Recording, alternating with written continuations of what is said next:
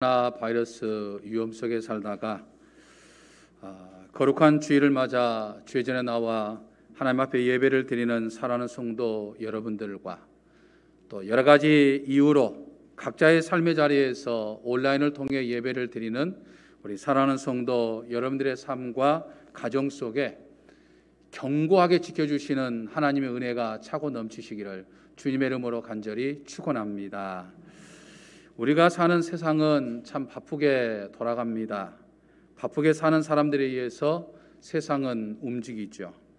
지난 1년 동안 예기치 않는 이 코로나19 바이러스의 공격으로 사람들의 발이 묶여서 그렇지, 만일 코로나가 없었다고 한다면 여전히 사람들은 정신없이 바쁘게 살아갔을 것입니다. 물론 지금처럼 코로나 팬데믹 상황 속에서도 아주 여전히 바쁘게 살아가는 사람들도 있습니다. 또 현대 사회는 이 사회적인 분위기가 바쁘지 않아도 이 바쁜 것처럼 행동해야 마치 능력이 있는 사람처럼 여겨지기도 하지요. 하지만 바쁘게 살다 보니 여러 가지 문제점들이 우리 사회에 속속이 드러나고 있는 것들을 보게 됩니다. 지구의 오염과 생태계 파괴 등으로 인류를 괴롭히는 일들이 속출하기도 하지만 우리 인간의 정신이 피폐져 가고 있고 또 몸이 고통받고 있습니다. 하나님은 우리 사람을 창조하셨을 때 부서지지 않고 망가지지 않는 그 어떤 강한 물체로 만드신 것이 아니라 아주 연약한 흙으로 만드셨습니다. 그 연약한 흙으로 만든 몸에 그 무엇보다도 강하고 위대한 하나님의 영을 불어넣어 주셨죠. 그런데 인간은 이 몸을 무한 질주하는 기차처럼 마구 자신의 몸을 굴리고 있습니다. 그러다 보니까 하나님이 우리에게 주신 몸도 병들고 마음도 병들고 영혼도 점점 병들어가고 있습니다. 인간이 만든 기술 문명은 분명 우리 인간의 삶을 편하게 해주고 편리하게 만들었습니다. 하지만 세계 곳곳을 연결하며 활동 반경을 지역에서 세계로 바쁘게 그리고 분주하게 움직이면서 정말 우리 사람들은 쉴 틈도 없이 바쁘게 살아가는 인간으로 만들어버렸죠. 인간이 만든 핸드폰과 인터넷 등이 우리의 삶을 편리하게 만들어주기는 했지만 잠시도 가만히 있지 못하고 카톡을 하거나 또는 인스타그램을 하거나 또는 인터넷 접속하게 하는 등 마치 인간의 삶을 올가매는 족쇄와 같이 되어버렸죠. 육신적으로나 정신적으로 또는 영적으로 한시도 쉴 틈을 두지 않게 하는 것이 오늘날 세상의 모습입니다. 그런 세상 속에 사는 사람들은 점점 지쳐가지요. 흔히 성공한 인생을 산다고 하는 사람도 그 성공을 유지하기 위해서 자신의 온갖 에너지를 다 쏟아붓습니다. 또 하루하루 공고한 삶을 사는 사람도 저마다 자신의 삶의 자리를 지켜가고자 일하다 보니까 서서히 지쳐가고 또 에너지가 고갈되어 갑니다. 그래서 그런 현대인들을 위협하는 가장 위험한 질병으로 대두된 것이 바로 이 스트레스인 거죠. 스트레스라고 하는 것의 원래 의미는 어떤 비상한 상황에 맞닥뜨렸을 때 그것을 반응하는 우리 몸의 어떤 능력을 의미합니다. 그래서 비상 상황이 되면 사람의 몸에 있는 이 아드레날린이 급증하고 심장이 막 빨리 뛰게 되는 거죠. 온 신경이 집중하게 되고 긴장하게 됩니다. 그래서 평소에 일반적인 능력 이상의 능력을 발휘하는 어떤 계기가 되기도 하는 것이죠. 예전 교회에서 이제 안식년을 맞아서 제 아내와 약 3주 동안 인도에 머문 적이 있었습니다.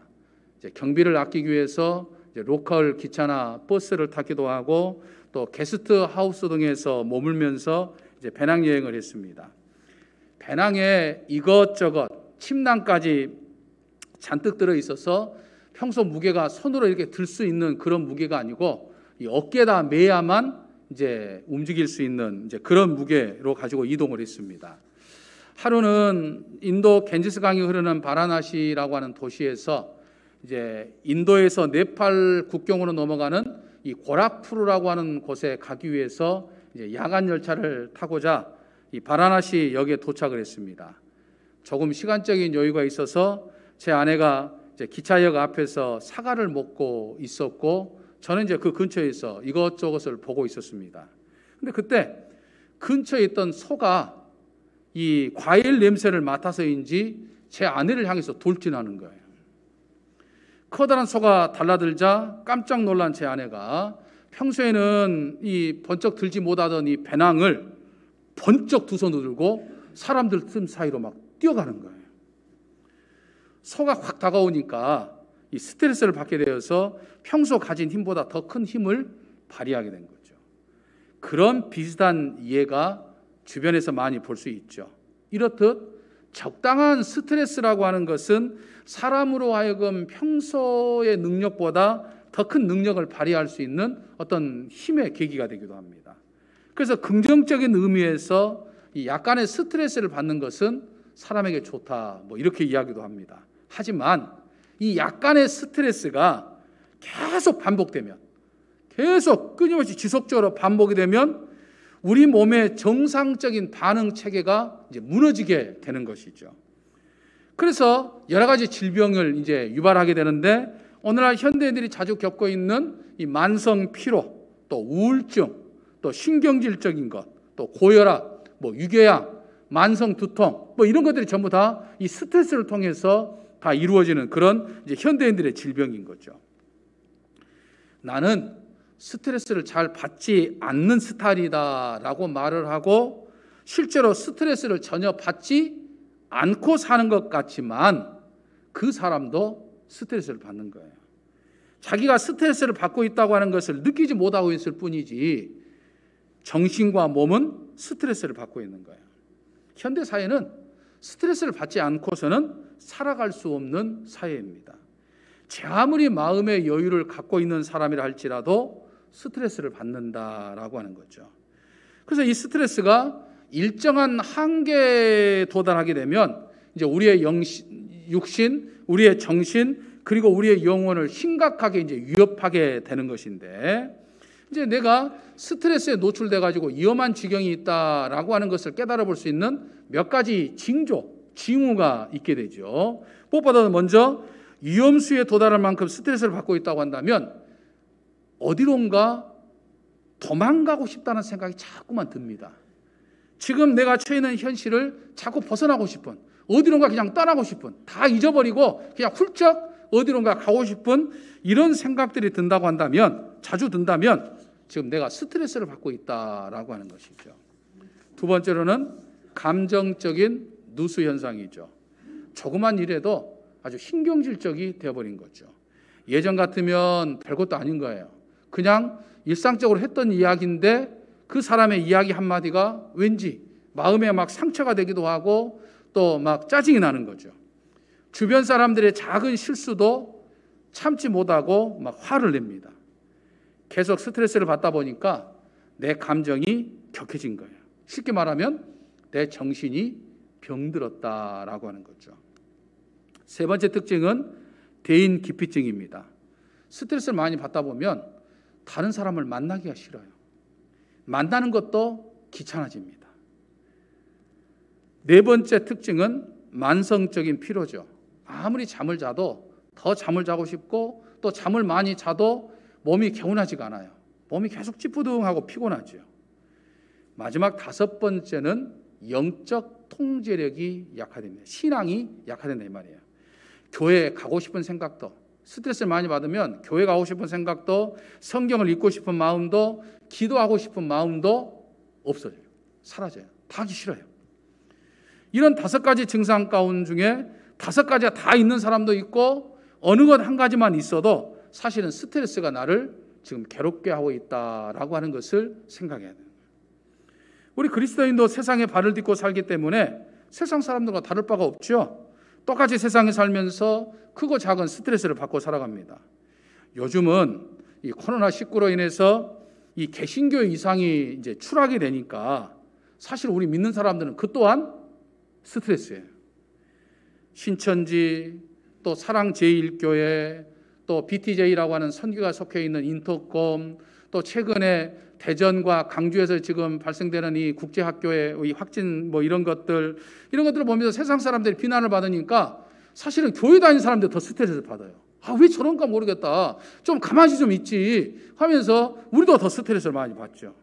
그러니까 우리 그리스도인들도 세상에 살면 스트레스 받지 않을 수가 없어요. 하지만 우리 그리스도인들은 세상 사람들과 분명 다른 사람들이에요. 세상 사람들과 다르지 않다고 한다면 하나님의 자녀요 예수 그리스도의 제자라고 말할 수 없는 것이죠. 세상에 살면서 세상 사람들과 똑같이 스트레스를 받을 수밖에 없지만은 그것을 극복하고 그것을 이겨가는 방법이 세상 사람들과는 달라야 한다라고 하는 거죠. 최근 이 베이징, 이 중국의 북경에 이색적인 이 스트레스를 해소하는 식당이 등장해가지고 화제와 함께 논란을 지금 일으키고 있습니다. 이 식당은 스트레스를 받은 사람들이 스트레스를 풀기 위해서 이제 그 식당에서 제공하는 접시 또는 그릇 또 이 깨지기 쉬운 도자기 같은 것 이제 이런 것들을 집어 던져가지고 깰 수 있는 어떤 그런 식당이에요. 당연히 그 식당에서 던지는 그런 모든 물건은 공짜는 아니죠. 예를 들면 접시는 한 개당 10위안, 우리 돈으로 하면 한 1,700원에서 1,800원 정도. 그 다음에 도자기유 같은 경우는 100위안, 우리 돈으로 17,000원에서 한 18,000원 정도 줘야 된다는 거예요. 그래서 그 식당에는 이 세 개의 스트레스를 해소하는 방을 만들어놨는데 이제 접시나 도자기 같은 거 그릇 등을 이제 집어 던지면 깨트리는데 그 스트레스 방 벽면에 앞쪽에 남자 그림과 여자 그림이 이제 그려져 있는 거예요. 그래서 스트레스 받는 사람이 거기 들어가서 그릇을 사가지고 들어가가지고 자기를 힘들게 하는 사람, 자기를 막 괴롭히는 사람의 모습을 거기다가 상상하면서 거기를 향해서 이제 집어 던지는 거죠. 그래서 던지는 과정에서 또 접시가 깨지는 소리를 통해서 또 바삭바삭 깨지는 그런 모습들을 통해서 이제 스트레스를 이제 해소하는 것이죠. 그동안은 이제 마음껏 울 수 있는 울음 카페라든지 또 막 화를 큰 소리를 칠 수 있는 그런 해소하는 분노의 벽 스트레스 벽이라든지 이런 어떤 이색적인 카페가 등장한 적이 있었지만 이 스트레스를 해소하는 이 식당은 가장 폭력적이기 때문에 이제 사람들 사회에는 멀쩡한 그릇을 던지는 것은 낭비다. 또 식사를 하러 온 다른 손님들까지 위협하게 된다. 또 사회 폭력 성향이 커질 것이다. 이제 이런 이야기들로 이제 의견이 분분한 거죠. 하지만 그런 식당이 생겼다고 하는 것은 그만큼 사람들이 스트레스를 많이 받고 지금 살아간다. 뭔가 스트레스를 지금 해소하려고 하는 그런 것들이다라고 하는 것이죠. 각자 사람들은 나름대로 스트레스를 풀죠. 운동을 한다든지 또 잠을 그냥 푹 잔다든지 또는 맛있는 음식을 먹는다든지 또 노래를 부른다든지 듣는다든지 또 등산을 한다든지 나름대로 자신의 어떤 몸과 마음을 좀 편안하게 해줄 수 있는 이제 긍정적인 방법으로 스트레스를 풀어갑니다. 근데 또 어떤 사람은 음주 가무라든지 흡연이라든지 도박이라든지 또는 막 쾌락을 통하는 그런 어떤 부정적인 방법으로 스트레스를 푸는 사람들도 있지요. 근데 우리 그리스도인들도 세상 사람들과 마찬가지로 이제 긍정적인 방법으로 우리가 스트레스를 풀어가야 하는 거죠. 운동도 하고 또 독서도 하고 산책도 하고 또 등산도 하고 맛있는 음식을 먹기도 하고 노래도 부르기도 하고 노래를 듣기도 하고 이런 방법을 통해서 우리가 스트레스를 풀면서 우리의 몸과 우리의 정신을 건강하게 만드는데 이것만 가지고는 되지 않는다 이 말이에요.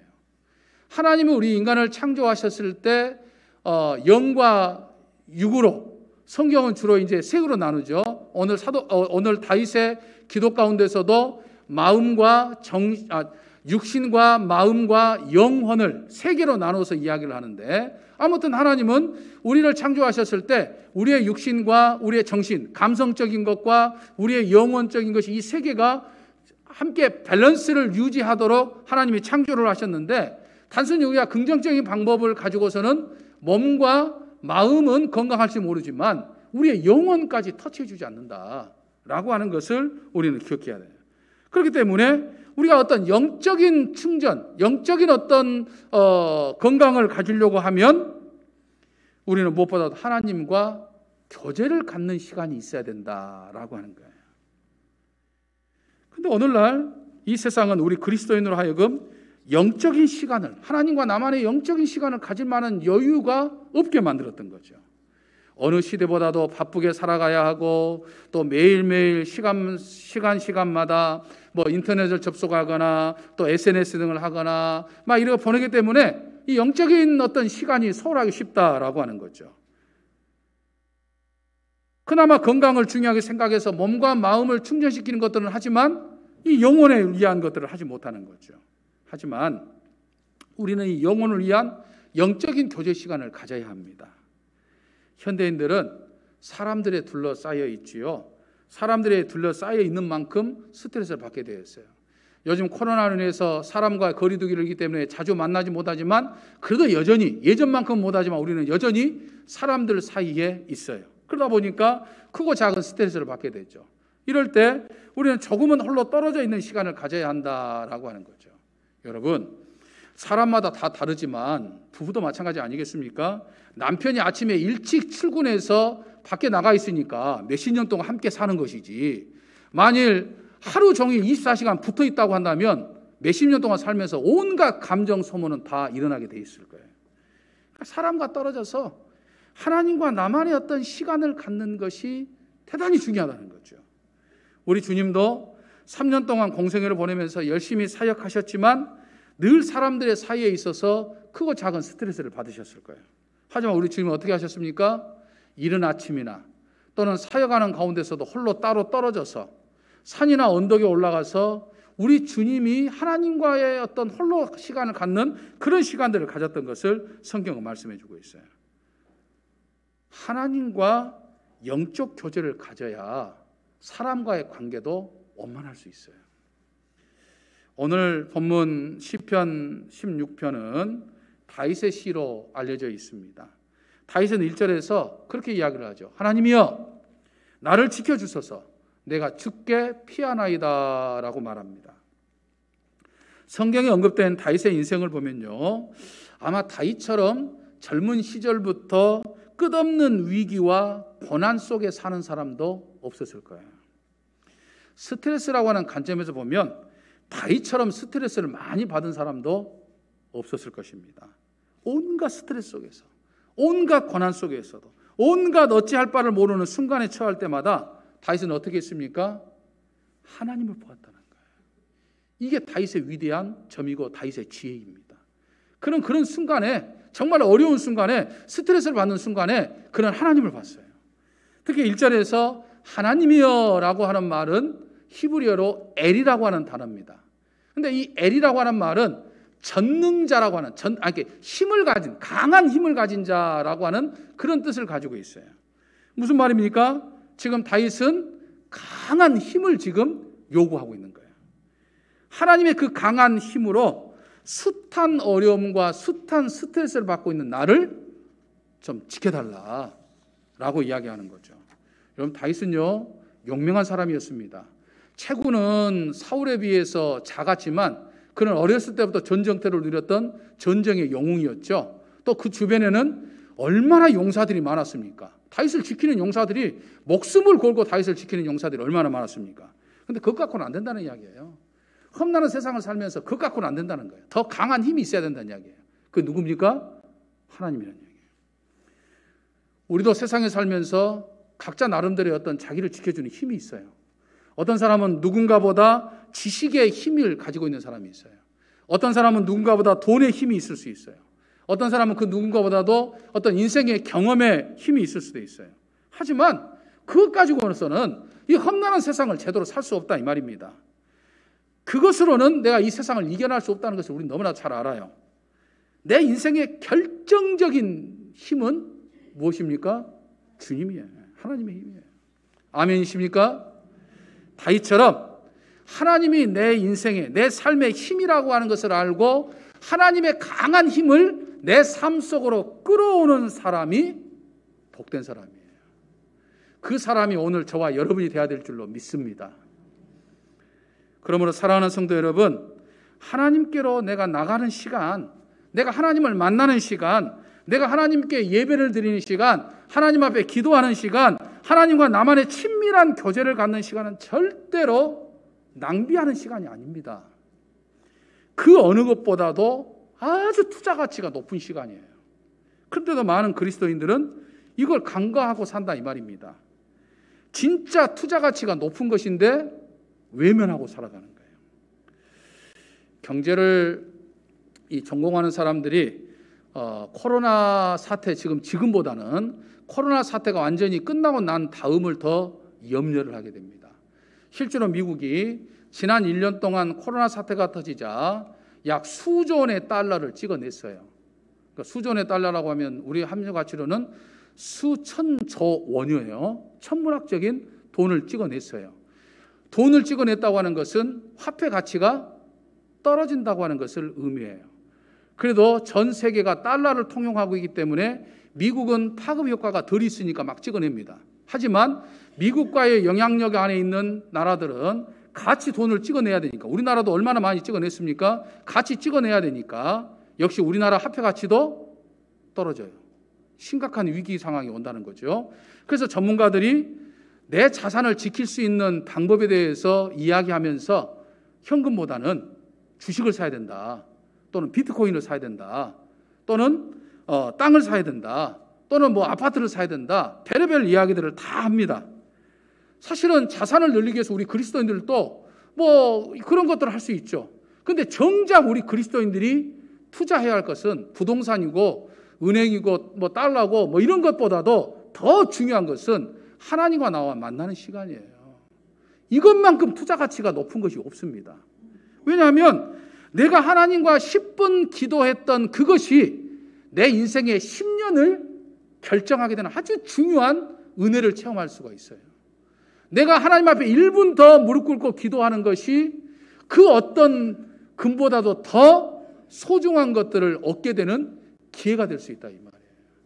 그러니까 하나님과 영적 교제를 나누는 시간은 여러분 정말 포기해서는 안 되는 가장 내게 소중한 투자 가치다라고 하는 것을 여러분들이 기억해야 됩니다.